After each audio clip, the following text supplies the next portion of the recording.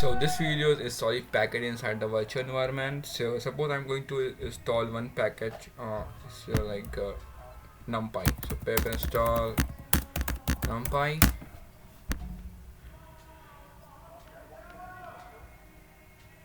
So you can see the numpy has been installed.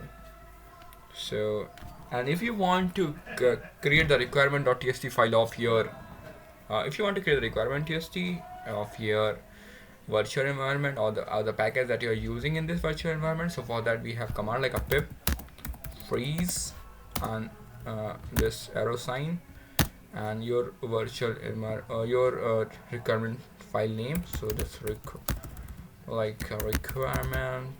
requirements.txt. So you can see we don't encounter any error. If I open the VS Code, you can see I have in requirement.txt it has numpy. Okay, so now I'm going to install any other file over there, any other module. So like a pip install.